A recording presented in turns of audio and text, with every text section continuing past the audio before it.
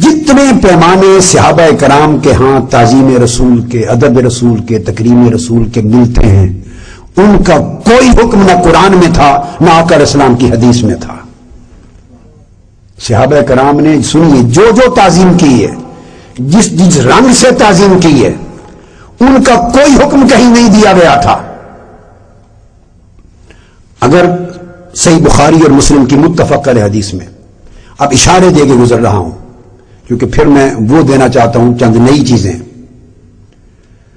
متفق علیہ حدیث میں جو انس بن مالک سے مروی، جس میں سیدنا صدیق اکبر آپ کے آخری ایام میں نماز پڑھا رہے ہیں صحابہ کی درخواست پر، اور آقا علیہ السلام پردہ اٹھا کے دیکھتے ہیں اور سب صحابہ کی نگاہیں دوران نماز چہرہ مصطفیٰ کی طرف پھر جاتی ہیں۔ یہ ان کو کس نے سکھایا؟ میں اب ساتھ ساتھ بتاتا جاؤں گا۔ امت اس وقت تک زندہ رہے گی جب تک اس کا ایمان زندہ ہوگا، اور ایمان اس وقت تک زندہ رہے گا جب تک تاجدار کائنات کے عشق و محبت اور ادب اور تعظیم و تکریم کو امت اپنے ایمان کا سہرا بنائے گی۔ محبت اور تعظیم کے بغیر کبھی ایمان نہیں بنتا،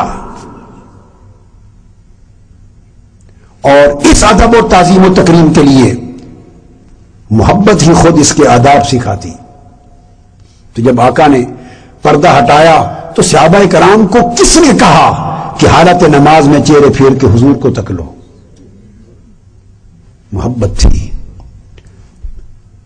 اور جب یہ کیفیت اور آقا علیہ السلام کے چہرے انور کے نور کی ایک جھلک پڑی تو حدیث بخاری اور مسلم کے تحت بات کر رہا ہوں، ابو بکر صدیق رضی اللہ تعالیٰ عنہ کو کس نے کہا وَظَنَّ أَنَّ النَّبِيَّ خَارِجٌ إِلَى الصَّلَاةِ فَنَاكَسَ ابو بکر علیہ کہ بھائی کہ مصلی چھوڑ کر نماز کی حالت میں پیچھے آ جائیں، اس خیال سے کہ شاید حضور باہر آ گئے ہیں، اللہ کی عبادت کر رہے ہیں حالت نماز میں، حضور کے ادب میں مصلی چھوڑ کے پیچھے آنا کس نے سکھایا؟ کیا حضور نے فرمایا تھا ایسا کرو؟ نہیں، آقا نے تو اس دن بھی روک دیا، اندر چلے گئے۔ یہ محبت نے سکھایا۔ یہ بات ایک نقطے پر چلتی رہے گی۔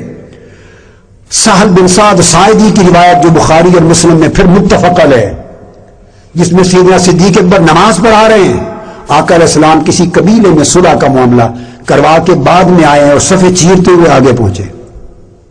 جب آگے جا رہے ہیں تو صحابہ سیدنا صدیق اکبر کو بتانے کے لیے کہ حضور آ گئے ہیں اس طرح تالیاں بجانے لگ گئے حالت نماز میں۔ تصفیق تالیاں۔ کس نے ان کو سمجھایا کہ حضور پیچھے آئے ہیں تو ابو بکر صدیق کو آگاہ کیا جائے؟ اور جب ان کو خبر ہوئی، مڑ کے دیکھا کہ آقا آ گئے ہیں تو مصلی چھوڑ کے پیچھے ہٹنے لگے۔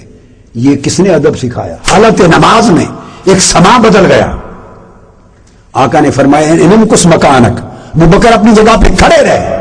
انہوں نے دعا کی، اللہ تیرا شکر ہے تیرے محبوب نے مجھے اس قابل جانا، دعا کر کے پھر مصلی چھوڑ کے واپس آ گئے، رکے نہیں۔